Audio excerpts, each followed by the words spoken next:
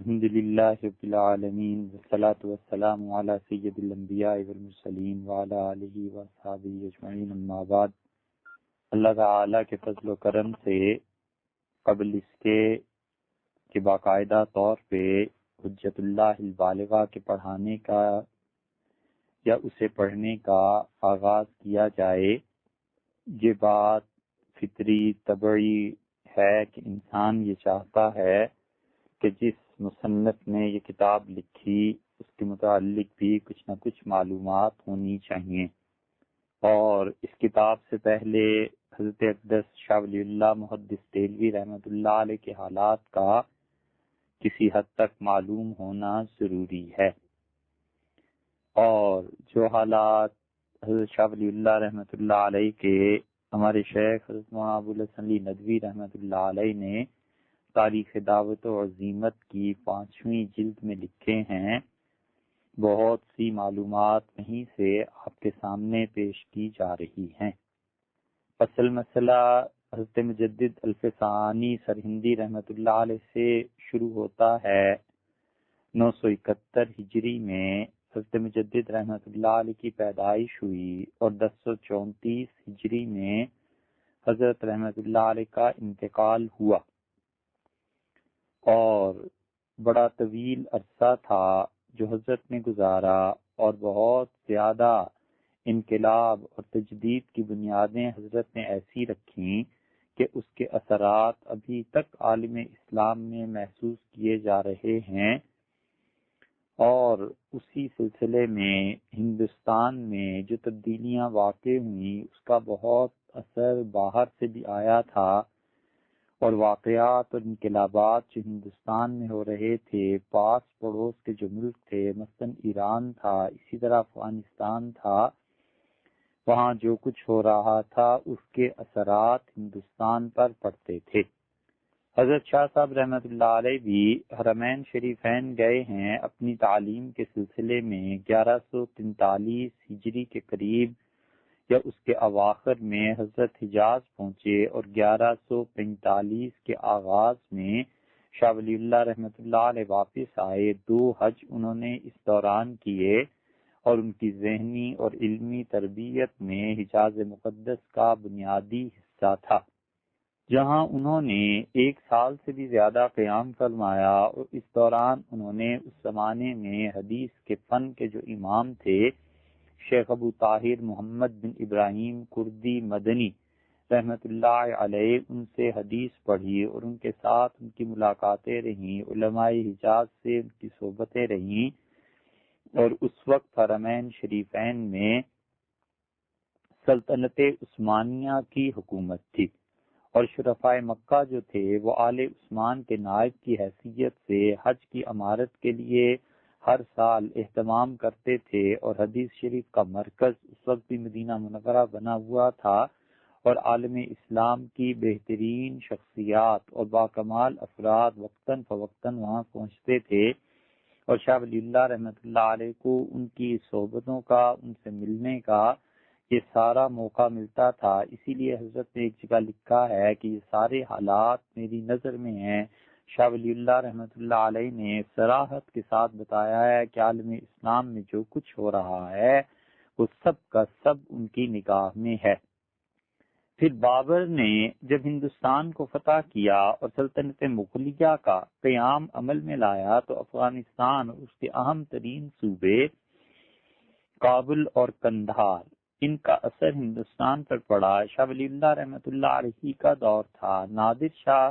ایران کے راستے سے ہندوستان میں آیا، اور پھر دہلی پر حملہ ہوا۔ شاہ صاحب رحمۃ اللہ علیہ کے دور میں قندھار کے جو والی تھے یعنی احمد شاہ ابدالی، انہوں نے کئی بار ہندوستان کا رخ کیا، اور بالآخر جب حضرت شاہ صاحب رحمۃ اللہ علیہ کا انتقال ہوا ہے تو اس کے فوراً بعد 1761 میں احمد شاہ ابدالی ہندوستان آئے، اور انہوں نے مرہٹوں کو شکست دے کر پوری تاریخ کا رخ بدل دیا۔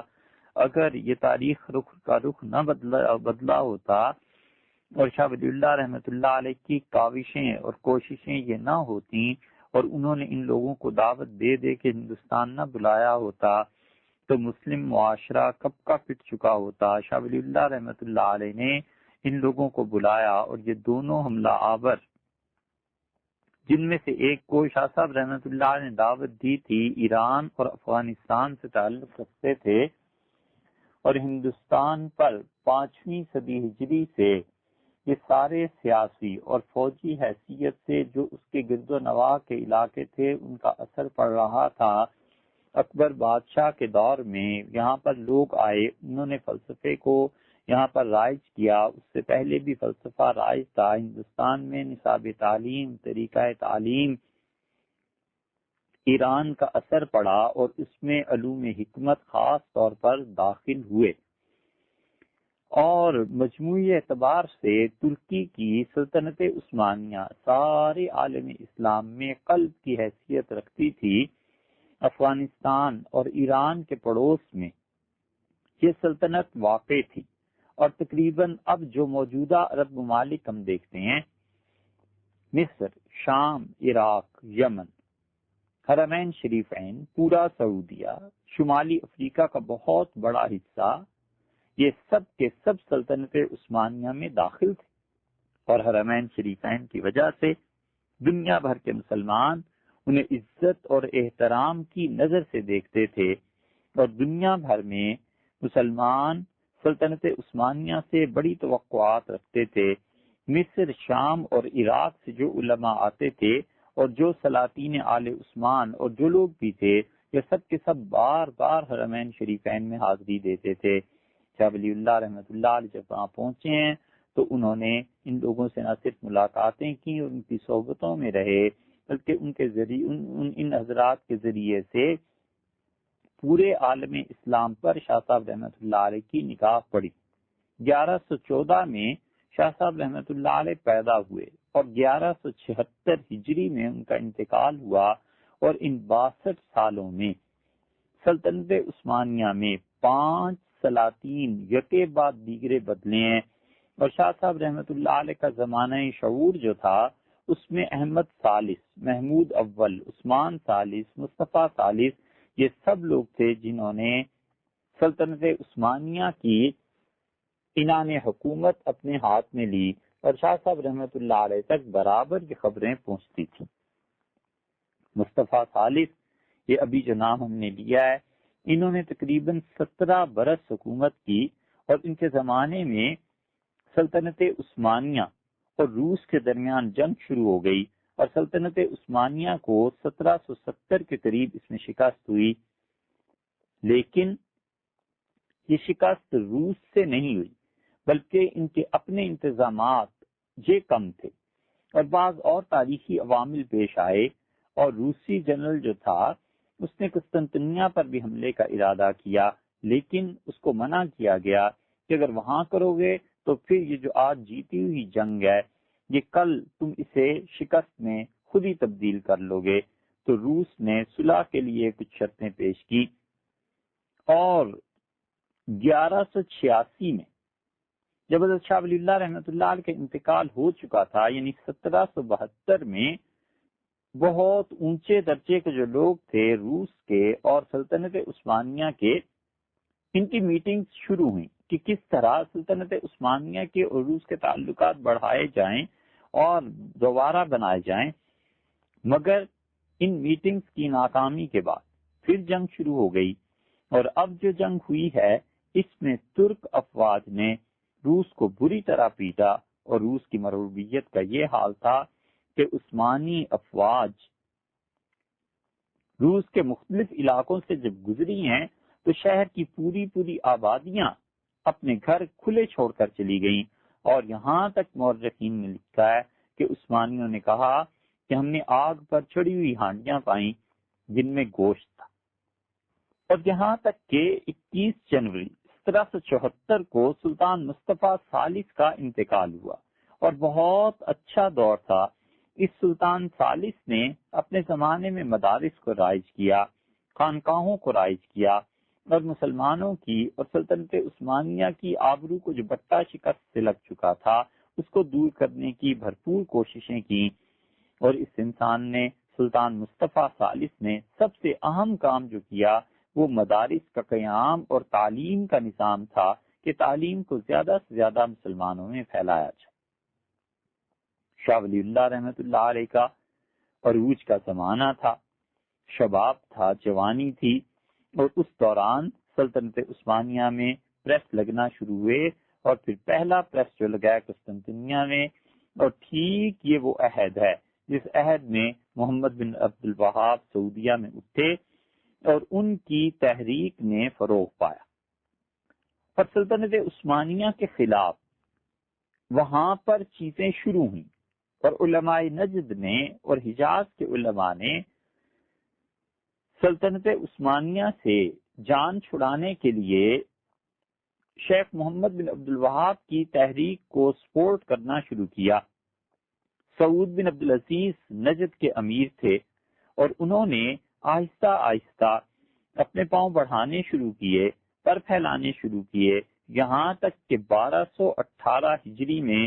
حجاز مقدس پر اور جزیرۃ العرب پر بہت بڑے حصے پر ان کا قبضہ ہو گیا، اور سلطنت عثمانیہ کو وہاں سے ختم کر دیا گیا۔ 1234 ہجری میں محمد علی تھے والی مصر، ان کی کوششوں کی وجہ سے سعود بن عبدالعزیز کو ہٹا دیا گیا اور عثمانیوں کا وقار بحال کرنے کی کوشش کی گئی، یہاں تک کہ یہ جو سعود بن عبدالعزیز تھے، فیصل، خالد، فہد، ان سب کے بڑے بھائی سعود بن عبدالعزیز،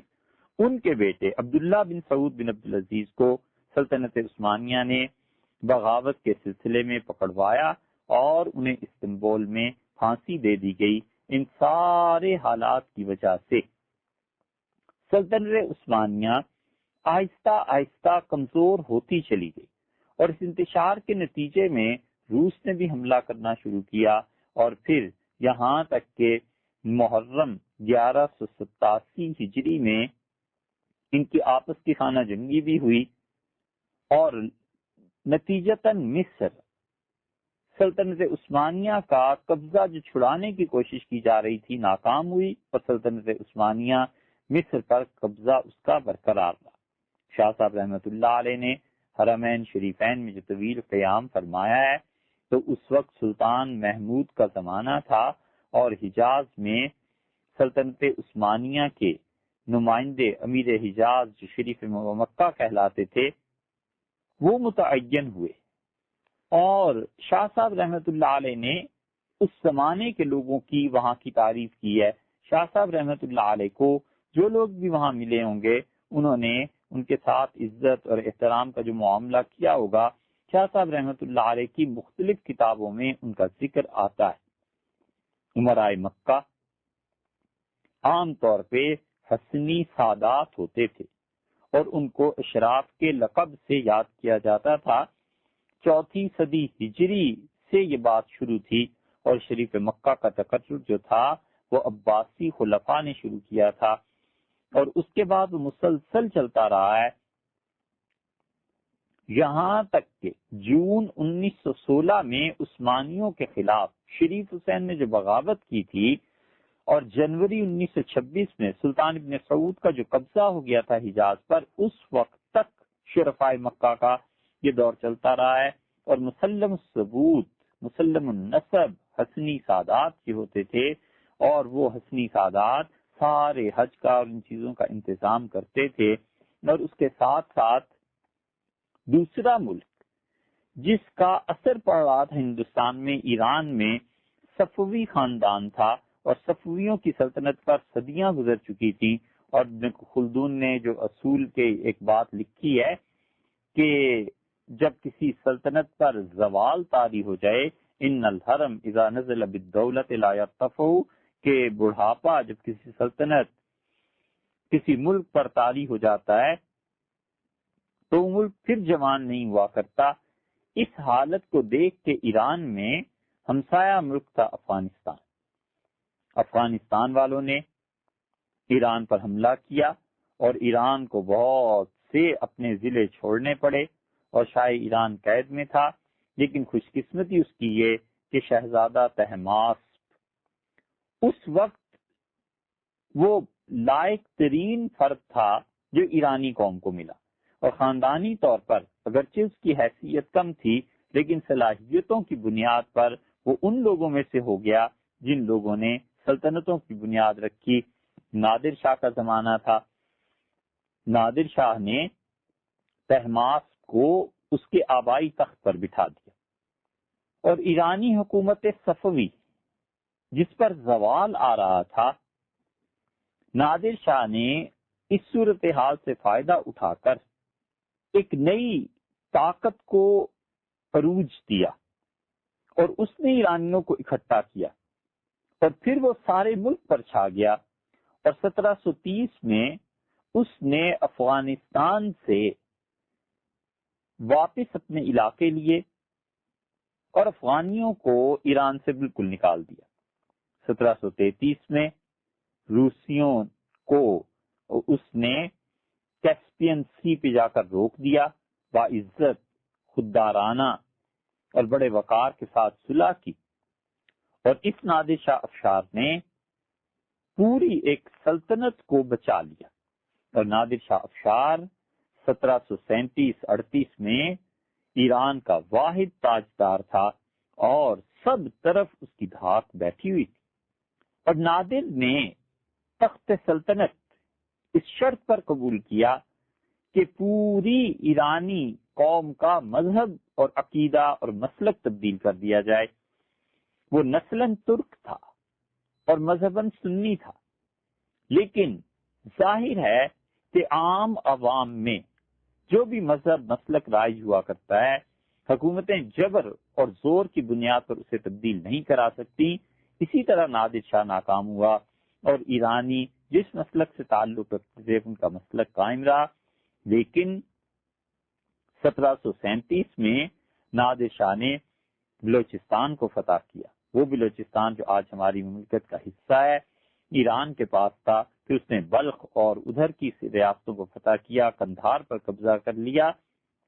اور ہندوستان پر قبضہ کرنے کے لیے پشاور اور لاہور ان سب کو اس نے اپنی سلطنت میں شامل کر لیا، اور 1739 میں دہلی کے قریب مغلوں کی بہت بڑی شکست ہوئی، اور پھر ایسا خوفناک قتل عام ہوا کہ کہتے ہیں کہ گھوڑوں کے سم خون میں ڈوب گئے۔ نادر نے مغل بادشاہوں سے تخت نہیں چھینا، اسے ان کی عزت کا احساس تھا، لیکن اس نے کہا تمہارے حالات کی وجہ سے جو مجھے یہاں آنا پڑا ہے اور یہاں کے معاملات ٹھیک کرنے پڑے ہیں، تو جو میرا خرچہ جنگ پہ آیا ہے 50 کروڑ روپے اس زمانے کے، اس نے وہ تاوان وصول کیا۔ اور 1740 میں حد ہو گئی، بخارا، خوارزم، لاہور، پشاور، بلخ، یہ سب کے سب علاقے نادر شاہ کی سلطنت تھی،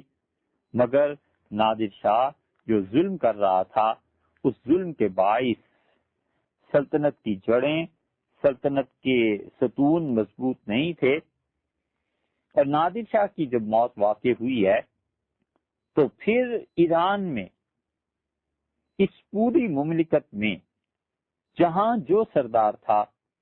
اپنا خود خواب دیکھنے لگا کہ وہ سلطنت کا دعوے دار ہو جائے، اور اس کے لیے ایک صوبے ہی جتنی چھوٹی حکومت کیوں نہ ہو مگر حکومت اس کی اپنی مطلق العنان ہونی چاہیے۔ اس 18ویں صدی سے بیشتر افغانستان کا ایک حصہ ایران کے ماتحت تھا، اور دوسرا حصہ ہندوستان کے ماتحت تھا، تیسرا حصہ بخارا کے قوانین پٹھان تھے، خان ان کے ماتحت تھا۔ یہ افغانستان تو بعد میں بنا۔ 1737 میں نادر شاہ نے جیسے کہ ابھی بیان کیا افغانوں کو قندھار سے نکالا، اور احمد شاہ درانی نے درانی سلطنت کی بنیاد رکھی، اور پھر اس نے آہستہ آہستہ مشرقی ایران یعنی مشہد، پورا افغانستان اور پورا بلوچستان،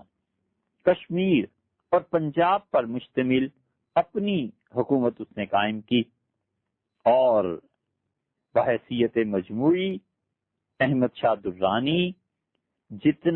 جس غربت سے اٹھا تھا، جس بے سر و سامانی سے اٹھا تھا،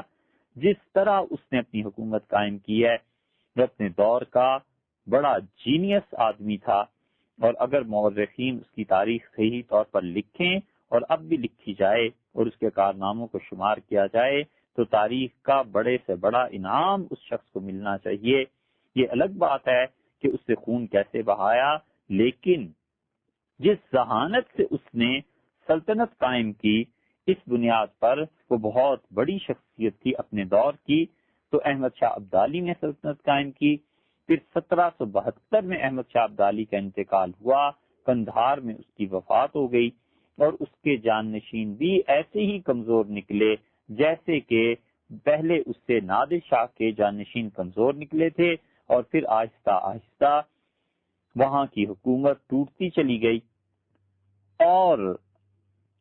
سلطنت کمزور ہوتی چلی گئی، اور یہ حکومت بارکزئی خاندان میں منتقل ہو گئی۔ اسی خاندان کے حکمران تھے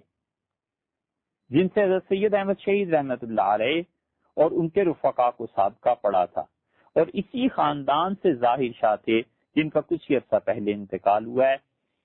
اور افغانستان میں سن 75 میں جو انقلاب آیا تھا اس وقت تک یہی خاندان مسلسل چل رہا تھا۔ شاہ صاحب رحمت اللہ علیہ نے ان سارے حالات کو دیکھا تھا، اور شاہ صاحب رحمت اللہ علیہ جانتے تھے کہ یہ سب کچھ جو کچھ بھی ہو رہا ہے اس سے مسلمانوں کو کیا نقصان پہنچ سکتا ہے، مسلمانوں کے کون کون سے لیڈرز ہیں، کہاں پر عالم اسلام میں اصل مرض ہے، اور عمومی طور پر جو نسل اٹھ رہی ہے اس نسل پر اسلام کا کیا غلبہ ہے یا نہیں ہے، اور ان لوگوں کو کس طرح صحیح عقیدے کی دعوت دی جا سکتی۔ ہندوستان میں ایران کے اثر کی وجہ سے، افغانستان کے اثر کی وجہ سے خود اب تک جو بڑی بڑی عقلی کتابیں صدرہ، شمس بازغہ، ان کے پڑھنے پڑھانے کا رواج تھا وہ اس زمانے میں بھی عام تھا، اب تک وہ عام ہے، اور خاص طور پہ افغانستان کے پڑھے لکھے لوگ، یعنی جو لوگ بھی علم دین حاصل کرتے ہیں وہ فلسفے کو بہت زیادہ ترجیح دیتے ہیں۔ ان حالات میں شاہ ولی اللہ رحمۃ اللہ علیہ نے نصاب تعلیم متعین کیا۔ شاہ صاحب رحمۃ اللہ علیہ کے تجدیدی کارناموں میں سے ایک کارنامہ یہ ہے کہ انہوں نے پورے بر صغیر کی تعلیم پر صدیوں تک اپنے اثرات مرتب کیے۔ ان کی ولادت اورنگزیب عالمگیر رحمت اللہ علیہ کے انتقال سے 4 سال پہلے ہوئی۔ اورنگزیب رحمت اللہ علیہ کا انتقال ہوا 1707 عیسوی میں، اور شاہ صاحب رحمت اللہ علیہ کی ولادت ہوئی ہے 1703 میں، اور اورنگزیب عالمگیر رحمت اللہ علیہ اس کی حکومت مغلوں میں سب سے بڑی حکومت تھی۔ ہم پورے یقین سے کہتے ہیں کہ ہندوؤں میں اشوک کی حکومت تھی، اور اشوک کے بعد اتنی بڑی حکومت اور سلطنت اگر کسی کو ملی تو وہ اورنگزیب عالمگیر رحمت اللہ علیہ تھے۔ غزنی سے لے کے اور چٹاگانگ بنگلہ دیش تک، اور دوسری طرف کشمیر سے لے کے کرناٹک تک، اتنی طویل و عریض حکومت کسی کی قائم نہیں ہوئی جتنی طویل حکومت اس اللہ کے بندے کی تھی۔ اور اورنگزیب عالمگیر رحمت اللہ علیہ بے نظیر قوت ارادی، استقلال، اس کا اعلیٰ دماغ، اس کی انتظامی صلاحیتیں، دنیا سے بے رغبتی، شجاعت، کوئی ایک وصف ہو تو آدمی اس کا گنے۔ ان سب چیزوں میں اس انسان نے اتنی بڑی حکومت قائم کی، کاش کہ اس کے جانشین اتنی بڑی حکومت کو سنبھال سکتے۔ پوری سلطنت میں اس نے شرعی قوانین کو نافذ کیا اور خود قانون کو مرتب کروایا، اور اس کے نتیجے میں فتاوی عالمگیری کے نام سے ایک مجموعہ مرتب ہوا، اور ترکی اور مصر اور پورے عالم اسلام میں اس قانون اسلامی کی گونج سنی گئی، اور سب کے سب جتنے بھی شرکیہ طریقے رائج ہو چکے تھے حکومت میں، یہ اللہ کا بندہ تھا جس نے ان طریقوں کو حکومت سے نکالا۔ اسی لیے اقبال نے جو کہا ہے، شعلہ توحید را پروانہ بود، اللہ کی وحدانیت، اللہ کی توحید اگر اس کی مثال ایک شمع اور شعلہ کی ہے تو اورنگزیب رحمت اللہ علیہ اس کا پروانہ تھا۔ چون ابراہیم مندری بت خانہ بود،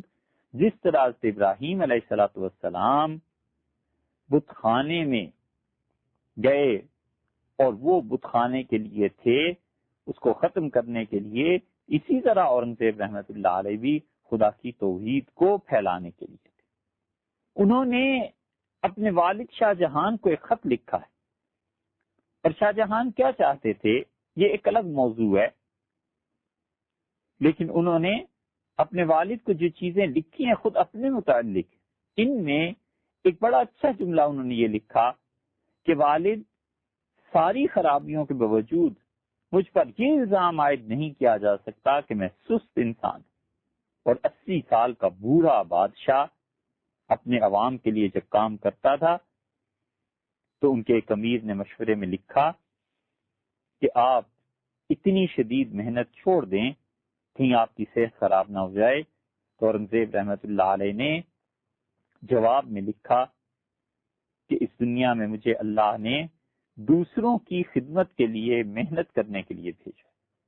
فولادی جسم تھا، حد درجہ محتاط تھا، اور اکثر وہ فارسی کے اپنے اشعار پڑھتا تھا، مشرق و مغرب کی خبریں رکھتا تھا، اور اس کے باوجود اتنا باریک، اتنا حساس اور اتنا نازک مزاج دماغ تھا کہ شاعری بھی کرتا تھا۔ ایک شعر جو وہ پڑھتے تھے، کہتے تھے من نمی گویم زیاں کن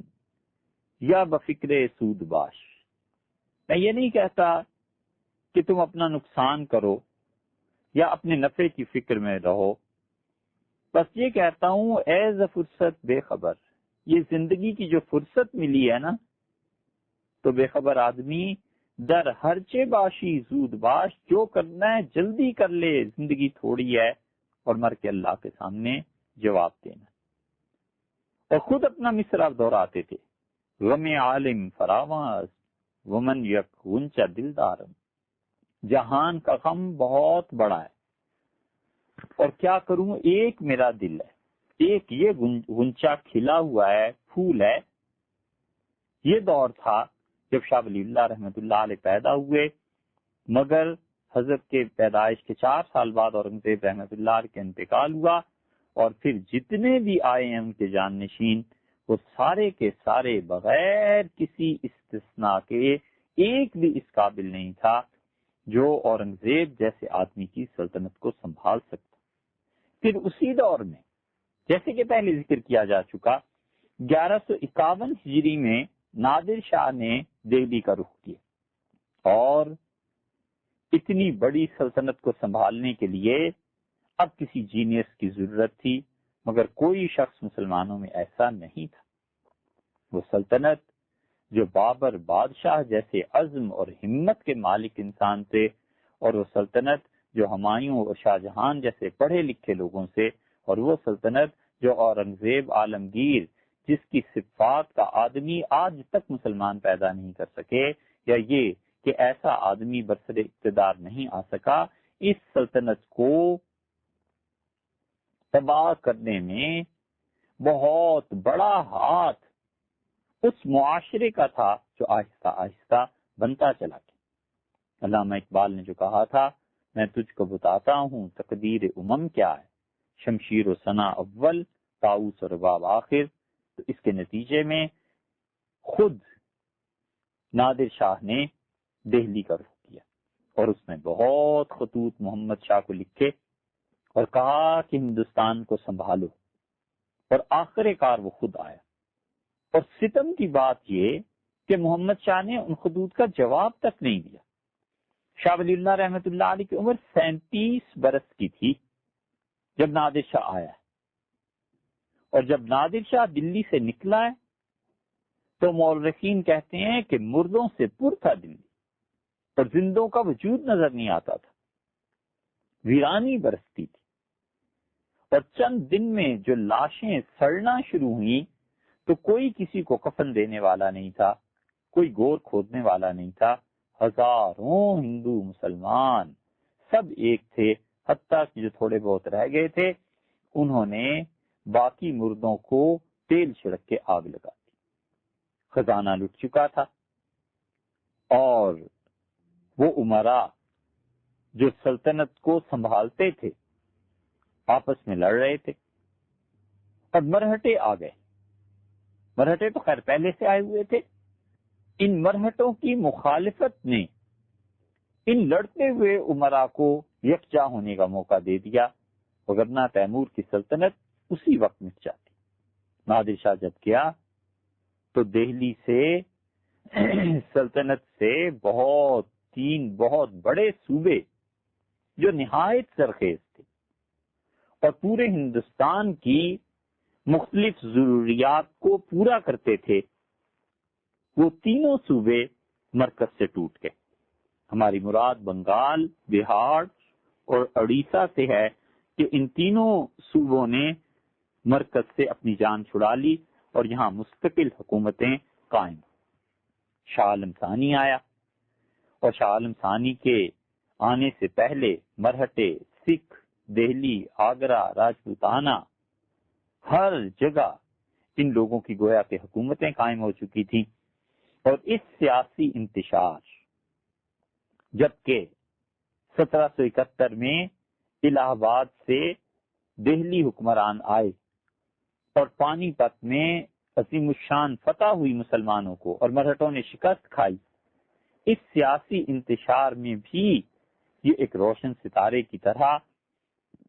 باہر کے عمرا نے جو آ کر حملہ کیا تھا، یہاں کے لوگوں میں طاقت نہیں تھی کہ اس موقع سے فائدہ اٹھاتے، اور بالآخر نواب نجیب الدولہ کے پوتے غلام قادر روہیلا نے 1788 میں دلی پر قبضہ کر لیا۔ اقبال نے پوری نظم اس پہ لکھی ہے۔ شاہی محل لٹا، شہزادیوں کو کوڑے لگے، اور مغل بادشاہ کی آنکھیں خنجر کی نوک سے روہیلا نے نکال دی۔ اور پھر اس نے وہ کیا جس کو اقبال نے لکھا ہے، اور انہوں نے کہا کہ حمیت نام تھا جس کا گئی تیمور کے گھر سے۔ شاہ عالم بادشاہ کو تخت پر بٹھایا گیا۔ 9 لاکھ روپے اس زمانے میں مقرر کیے گئے کہ بادشاہ سلامت اپنے ذاتی اخراجات کے لیے رکھیں، مگر ایسٹ انڈیا کمپنی کے اثرات بڑھ رہے تھے، یہاں تک کہ 1803 میں لارڈ لیک اس نے مغلوں کو ہٹا دیا، مرہٹوں کو نکال دیا۔ بادشاہ کی پینشن کہاں 9 لاکھ روپے سالانہ اخراجات کے لیے تھے، 1 لاکھ روپے لے آیا، اور شاہ عالم بادشاہ 45 برس تخت نشین رہا۔ 18 سال تک نابینا ہونے کی حالت میں غلام قادر روہیلا نے جس کی آنکھیں نکال دی تھی یہاں رہا، اور پھر 1806 میں اس کا بھی قصہ پاک ہوا۔ ان ساری سیاسی ابتریوں کے باوجود اور ان سارے معاشرے کے تہو بالا ہو جانے کے باوجود دلی میں اتنی متعدد باکمال شخصیات تھیں کہ جب ہم ان کی کتابیں پڑھتے ہیں، خاص طور پہ شاہ ولی اللہ رحمۃ اللہ علیہ کے سامنے یہ دلی کے سارے حالات ہوتے رہے ہیں، جب ہم ان کی یہ کتاب حجت اللہ البالغہ یا اور چیزیں پڑھتے ہیں تو احساس تک نہیں ہونے دیتے حضرت کہ کن مشکل حالات میں انہوں نے بیٹھ کر اتنا علمی کام کیا۔ اس زمانے میں علم، ذہانت، تدریس، کتابوں کو پڑھانا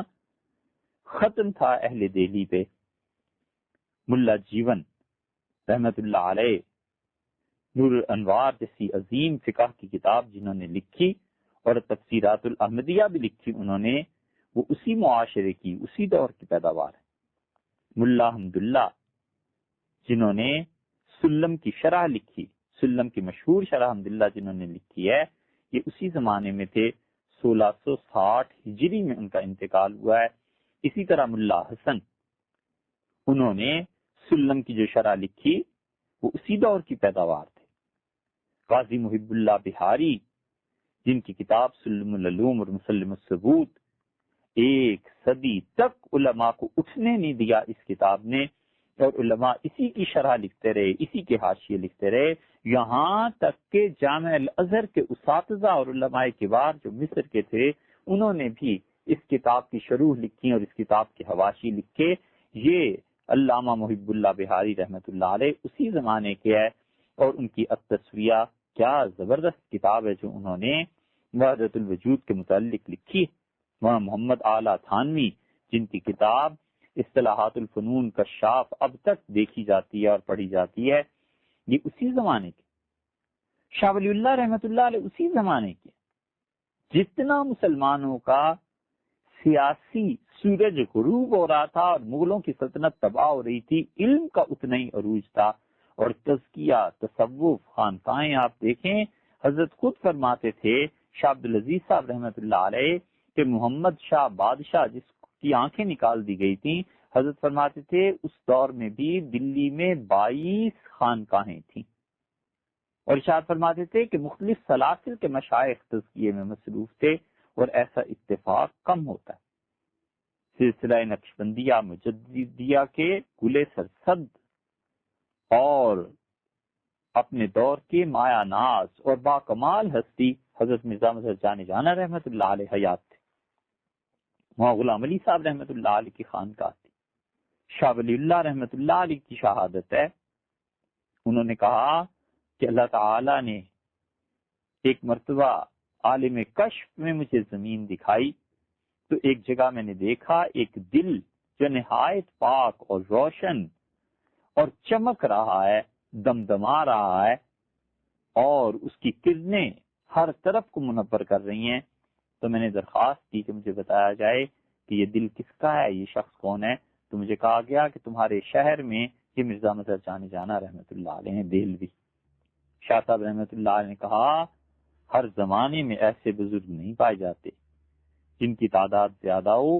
یہ جائے کہ ہمارا دور جو فتنے اور فساد سے پر ہے، اس میں ایسے بزرگ پائے گئے، یعنی حضرت مرزا مظہر جان جانا رحمۃ اللہ علیہ۔ سلسلہ قادریہ کے بڑے مشہور بزرگ جن سے بیعت تھے، درس نظامی کی بنیاد رکھنے والے سید عبدالرزاق بانسوی رحمۃ اللہ علیہ اس زمانے کے تھے۔ جب ملا نظام الدین نے درس نظامی شروع کیا نا، یہ حضرت سید عبدالرزاق بانسوی رحمۃ اللہ علیہ ہی کے مرید تھے۔ سید عبدالرزاق بانسوی رحمۃ اللہ علیہ کا مثار ابھی بھی ہے، اور حاضری کی وہاں اللہ تعالیٰ نے توفیق دی۔ سلسلہ چشتیہ نظامیہ کے مجدد تھے شاہ کلیم اللہ جہاں آبادی، بہادر شاہ ظفر،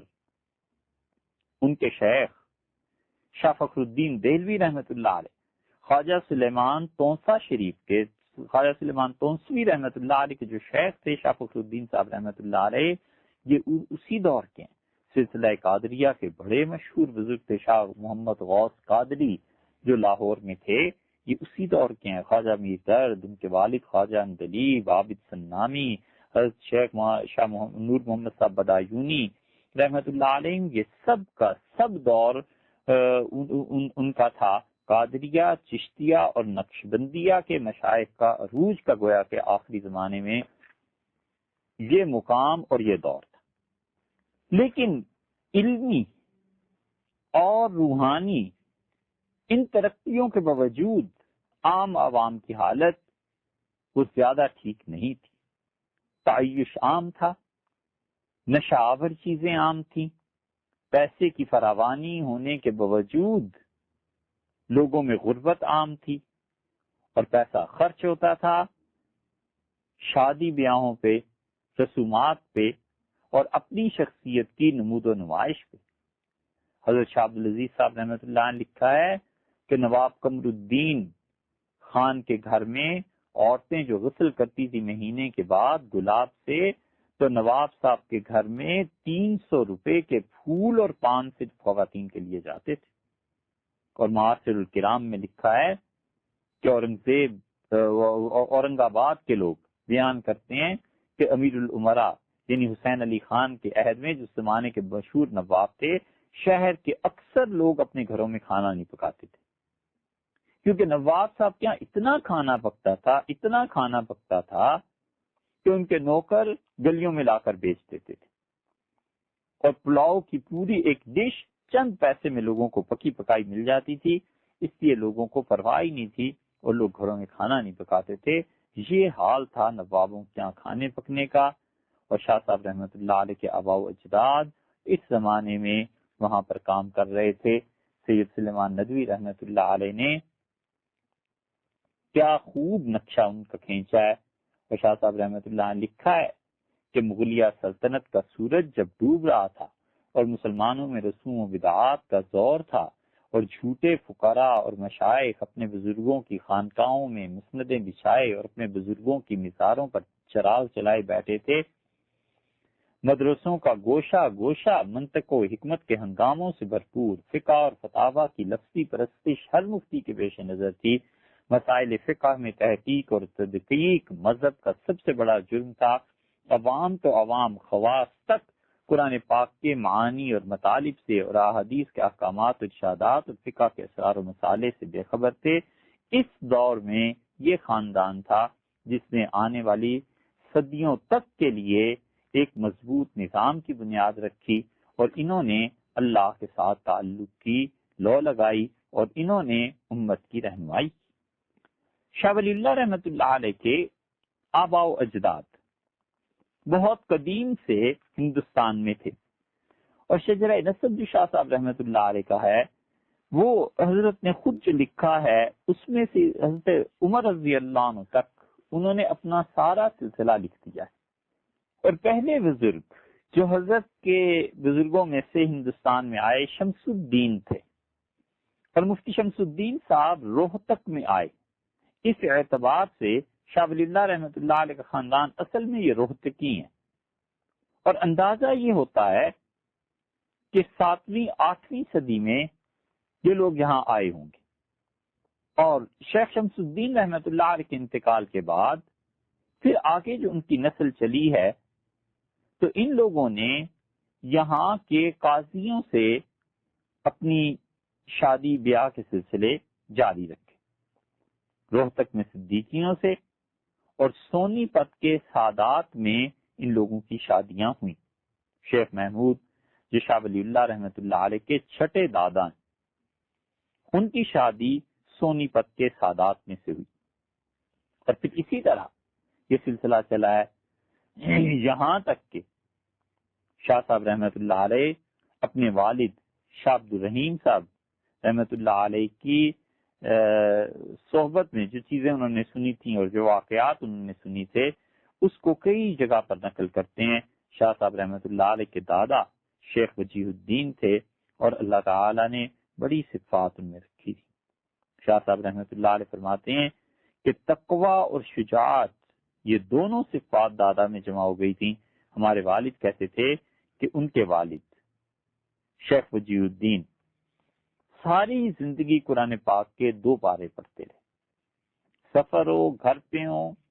صحت مند ہوں، بیمار ہوں، 2 پارے کبھی نہیں انہوں نے چھوڑے، عمر بھر روزانہ 2 پارے پڑھتے تھے، اور اپنے زمانے کے مشائخ سے بیعت تھے، ذکر اذکار کرتے تھے، اللہ کے ساتھ تعلق تھا، اور آخر پہ پہنچ کے سب چیزوں کو انہوں نے چھوڑ دیا اور اللہ کی یاد میں ایسے مصروف ہوئے کہ پھر یہاں تک کہ اللہ نے انہیں شہادت سے سرفراز فرمایا۔ حضرت شاہ ولی اللہ رحمۃ اللہ علیہ کے نانا شیخ محمد پھلتی تھے۔ سلطان سکندر لودھی کے زمانے میں یہ خاندان پھلت میں آیا تھا۔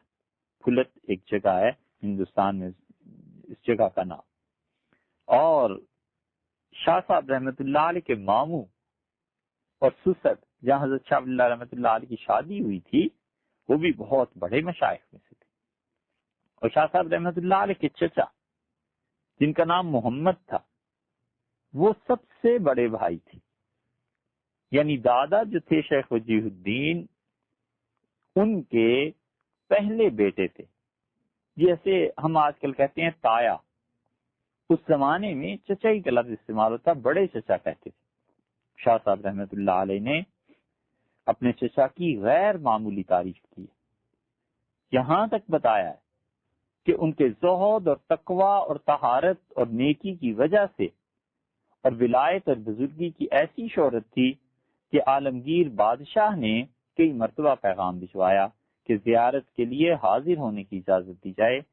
حضرت نے لکھا ہے کہ ہمارے چچا فرماتے تھے کہ بالکل نہیں، میں ملنا نہیں چاہتا۔ بڑے بڑے لوگ چاہتے تھے کہ کسی طرح ابو رضا محمد رحمت اللہ علیہ ان کے گھر چلے جائیں، دعوت قبول کر لیں، لیکن سرمایہ داری سے اتنے دور تھے اور سرمایہ والے لوگوں سے اتنے دور تھے کہ کبھی بھی اس کام میں گرفتار نہیں ہوئے۔ کئی چیزیں انہوں نے لکھی ہیں۔ پھر شاہ ولی اللہ رحمۃ اللہ علیہ نے اپنے والد بزرگوار کے حالات لکھے ہیں، بوارق الولایہ اس نام سے۔ انفاس العارفین کے نام سے جو کتاب ملتی ہے یہ شاہ صاحب رحمۃ اللہ علیہ کے والد ہی کے حالات ہیں، اور بہت زیادہ انہوں نے اپنے والد کے حالات میں یہ بات بیان کی کہ اللہ تعالیٰ نے میرے والد یعنی شاہ عبد الرحیم صاحب رحمۃ اللہ علیہ کو غیر معمولی صلاحیتوں سے نوازا تھا۔ حضرت خود کہتے ہیں شاہ ولی اللہ رحمۃ اللہ علیہ کہ میرے والد کے جو نانا تھے شیخ رفیع الدین، انہوں نے اپنی زندگی کے آخری دور میں اپنا اثاثہ تقسیم کیا اور اپنی اولاد کو ہر ایک کا جو حصہ بنتا تھا دیا، اور میرے والد کی جو والدہ تھی شاہ عبد الرحیم صاحب رحمۃ اللہ علیہ کی سب سے چھوٹی اولاد تھی، ان کی باری آئی تو انہیں اپنے مشائخ کا شجرہ اور کچھ ورد وظائف بتائے، تو ان کی اہلیہ نے کہا کہ ابھی اس کی شادی نہیں ہوئی، جہیز کا سامان دینا چاہیے تھا، ان رسائل سے کیا ہوگا؟ تو فرمایا یہ رسائل مجھے میرے بزرگوں سے ملے اور اس بچی کا ایک فرزند ہوگا اور میری نسبت اس تک پہنچے گی۔ اس بچی سے جو فرزند ہوا ہے پھر شاہ عبد الرحیم صاحب رحمۃ اللہ علیہ سے، اور وہ کہتے ہیں کہ جب میں پیدا ہوا اور کچھ تھوڑا سا سیانہ ہو گیا تو میری نانی نے جو اپنے والد سے سامان لیا تھا وہ میرے حوالے کیا۔ شاہ عبد الرحیم صاحب رحمۃ اللہ علیہ کی طبیعت بچپن ہی سے اللہ کے دین کی طرف تھی، دنیا کی دولت سے گویا کوئی ایسا تعلق نہیں تھا، اور ایک نقشبندی بزرگ تھے جن کا نام تھا خواجہ ہاشم، بخارا سے تشریف لائے تھے اور شاہ عبد الرحیم صاحب رحمۃ اللہ علیہ کے محلے میں ہی رہتے تھے۔ انہوں نے شاہ عبد الرحیم صاحب رحمۃ اللہ علیہ کو اللہ کا نام لکھنا سکھایا اور بچپن میں ہی انہیں بتایا کہ اللہ اللہ ایسے لکھا کرو۔ حضرت فرماتے تھے کہ لفظ اللہ لکھنے کا اتنا غلبہ مجھ پہ ہوا کہ ایک مرتبہ ایک جز پورا کاپی 20-25-30 صفحات لفظ اللہ ہی مسلسل لکھتا چلا گیا، اور پھر خیال آیا کہ یہ کیا کر رہا ہوں۔ شاہ عبد الرحیم صاحب رحمۃ اللہ علیہ نے چھوٹے چھوٹے رسائل سے لے کے آخری کتابوں تک سب چیزیں اپنے اس بیٹے کو پڑھائیں۔ شاہ ولی اللہ رحمۃ اللہ علیہ فرماتے کہ میں کس دن کہتا تھا والد سے کہ آج میں نے خود نہیں پڑھا سبق، آپ کے سامنے کیا پڑھوں؟ تو فرماتے تھے 1-2 سطریں پڑھ لو، ناغہ نہیں ہونا چاہیے، اور پوری طرح میری تعلیم پر توجہ دی۔ ایک جگہ لکھا ہے کہ میرے والد 1000 مرتبہ روزانہ درود شریف پڑھتے تھے، 1000 مرتبہ کلمہ طیبہ پڑھتے تھے، کلمہ طیبہ کا کچھ حصہ جہر سے اور کچھ حصہ اخفا سے، اور 12000 مرتبہ اسم ذات روزانہ کا معمول تھا، اور وعظ بھی کرتے تھے، اور اللہ نے بہت سے انعامات سے انہیں نوازا تھا، یہاں تک کہ 77 سال عمر ہو گئی، اور 1131 ہجری میں صبح صادق سے پہلے وفات کے آثار ظاہر ہونے لگے۔ تو بار بار پوچھتے تھے کہ صبح ہو گئی یا نہیں، اور پھر آخری مرتبہ پوچھا کہ صبح ہو گئی، تو جو ہم لوگ جو بھی پاس کھڑے تھے ان کا حضرت ابھی صبح صادق نہیں ہوئی، تو بہت سختی سے ڈانٹا اور فرمایا تمہاری نماز کا وقت ہی نہیں آتا، لو بھئی ہماری نماز کا وقت آ گیا، میرا چہرہ قبلے کی طرف کرو، اور پھر اشارے سے نیت باندھ لی اور اللہ کا نام لیتے رہے، اور اسی حالت میں انتقال ہو گیا۔ شاہ عبد الرحیم صاحب رحمۃ اللہ علیہ کی بظاہر کوئی تصنیف نہیں، بظاہر انہوں نے کچھ نہیں لکھا، لیکن یہ جو ایک بیٹے کی انہوں نے تربیت کی اور جو ایک بیٹے کو انہوں نے پڑھایا، اور یہ جو ایک بیٹا ان کا تھا جس کا انہوں نے اہتمام کے ساتھ اتباع سنت اور دینی حمیت اور شرعی اقدار گویا کہ ان کے خون میں شامل کرتی تھی، یہ ان کا ایک بیٹا ہزاروں نہیں لاکھوں افراد پہ بھاری تھا۔ شاہ ولی اللہ رحمۃ اللہ علیہ کی ولادت 1114 ہجری میں ہوئی، اور اس وقت ان کی والدہ ماجدہ اپنے آبائی گھر میں تھی۔ ننہال میں، یعنی شاہ صاحب رحمۃ اللہ علیہ کے ان کی ولادت ہوئی پھلت، ابھی مظفر نگر میں جو شامل ہے یہ جگہ تھی۔ حضرت شاہ صاحب رحمۃ اللہ علیہ کی والدہ ماجدہ اس وقت ننہال میں تھیں ان کے، یعنی اپنے آبائی گھر میں، اور شاہ صاحب رحمۃ اللہ علیہ کی ولادت ہوئی۔ اور ان کی ولادت سے پہلے ان کے والد شاہ عبد الرحیم صاحب رحمۃ اللہ علیہ نے خواب میں حضرت خواجہ قطب الدین بختیار کاکی رحمۃ اللہ علیہ کی زیارت کی، اور انہوں نے کہا کہ اللہ تعالیٰ تمہیں بیٹا دے گا اور اپنے بیٹے کا نام میرے نام پر رکھنا۔ شاہ ولی اللہ رحمۃ اللہ علیہ کہتے ہیں کہ والد نے میرا نام ولی اللہ رکھا۔ پھر انہیں خواب یاد آیا تو انہوں نے میرا دوسرا نام قطب الدین احمد تجویز کیا۔ شاہ صاحب رحمۃ اللہ علیہ کے والد نے اور خواب بھی دیکھے جو بعد میں پورے ہوئے، مثلاً ان میں سے ایک خواب یہ تھا کہ شاہ صاحب رحمۃ اللہ علیہ کہتے ہیں کہ میں بچپن کے زمانے میں جب میری عمر 7 برس کی تھی تو ایک دن آنکھ کھلی، دیکھا تو والد اور والدہ دونوں نہیں ہیں، کہاں گئے غور کیا تو وہ ایک طرف تہجد پڑھ رہے تھے۔ تو میں اٹھا اور جا کر میں نے اپنے ہاتھ والد کے ہاتھوں میں ڈال دیے، پھر والدہ کے ہاتھوں میں ڈال دیے، تو والد بہت خوش ہوئے، اور صبح انہوں نے مجھے کہا کہ ولی اللہ جب تم پیدا بھی نہیں ہوئے تھے تو میں نے تمہیں خواب میں دیکھا تھا کہ میرا ایک بیٹا ہے اور میں اللہ سے دعا مانگ رہا ہوں، اور اس نے اپنے ہاتھ لا کر میرے ہاتھوں پہ رکھ دی ہیں، وہ میرا خواب آج پورا ہوا۔ شاہ صاحب رحمۃ اللہ علیہ کی عمر 5 سال کی ہوئی تو مکتب میں داخل کیے گئے، پھر اس کے بعد نماز کی عادت ڈالی گئی، پھر قرآن کریم حفظ کرایا گیا، فارسی اور عربی کی کتابیں پڑھائی گئیں، اور یہاں تک کہ 14 سال کے تھے شاہ صاحب جب بیتابی تک پڑھ چکے تھے، اور 15 سال کے جب ہوئے تو ان کے والد نے ان کی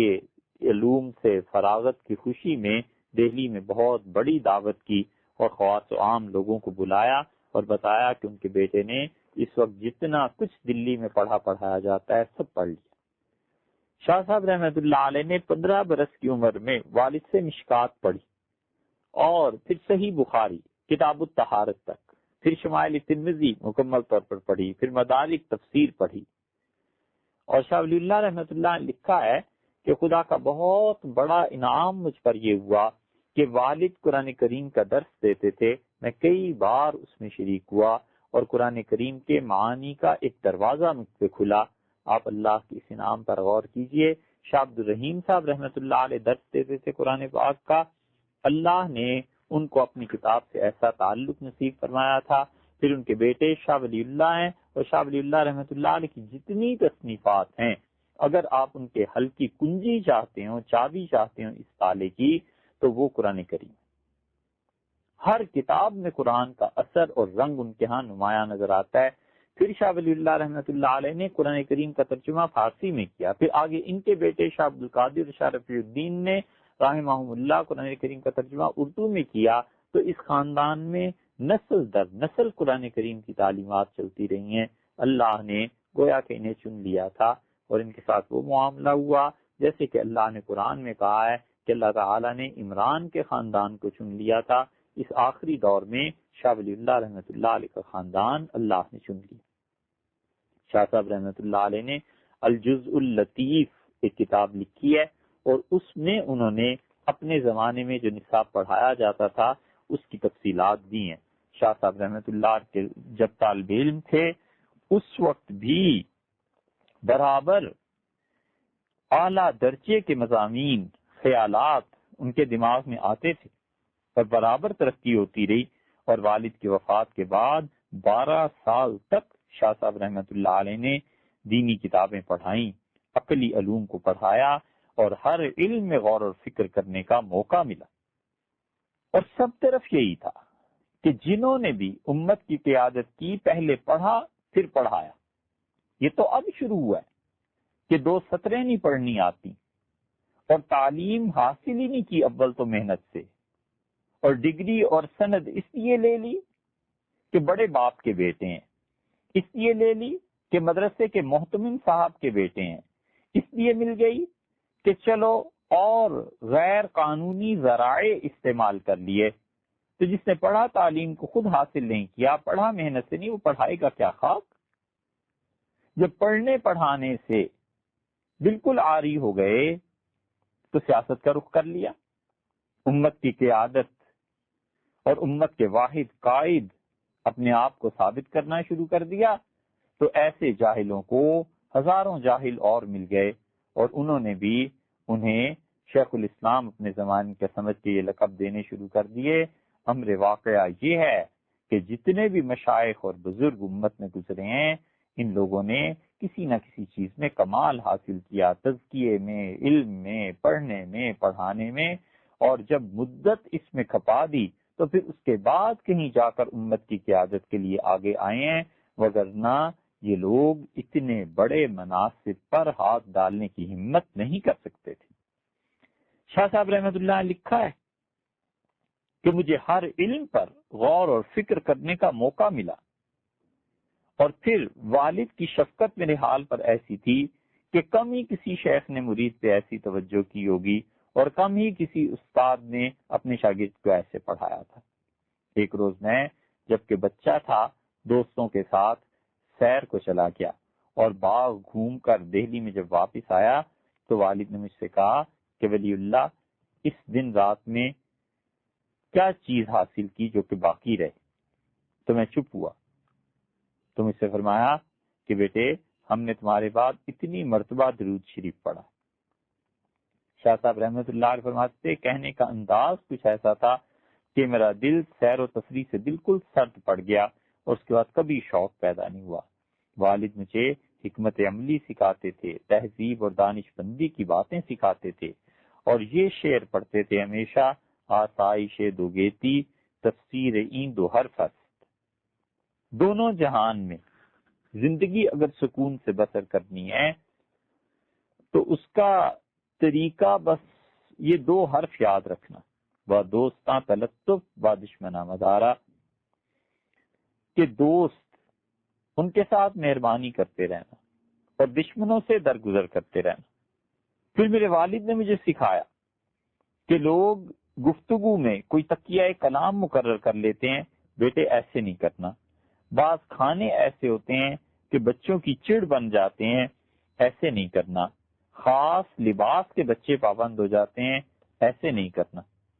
اور پھر میرے والد نے مجھے تعلیم دی اور کہا کہ کوئی بھی خواہش ہو اس کی تکمیل بیٹے اس لیے نہیں کرنی کہ اس میں مزہ ہے، بلکہ سوچنا ہے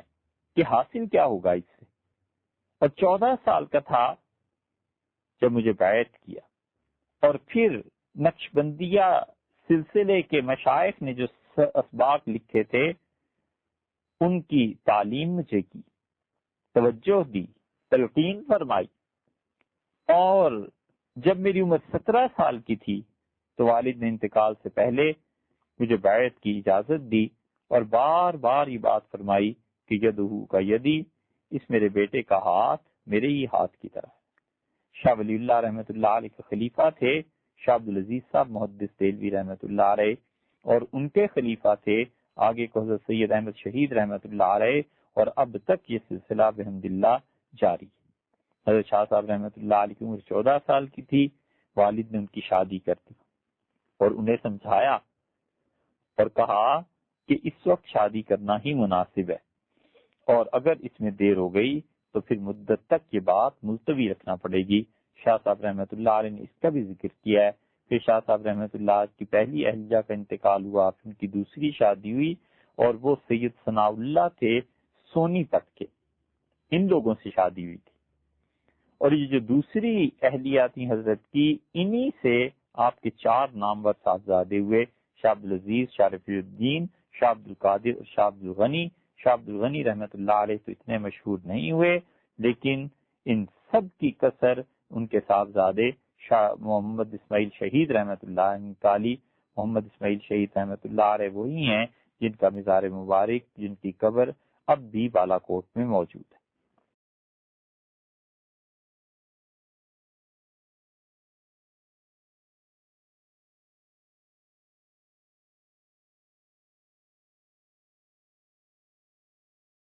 اگر آپ اسی طرح کی مزید ویڈیو آڈیو سننا چاہتے ہیں تو ہمارے چینل الرباط کو سبسکرائب کر لیں اور بیل کے بٹن پر کلک کر لیں تاکہ ہر آنے والی ویڈیو آپ کو مل سکے۔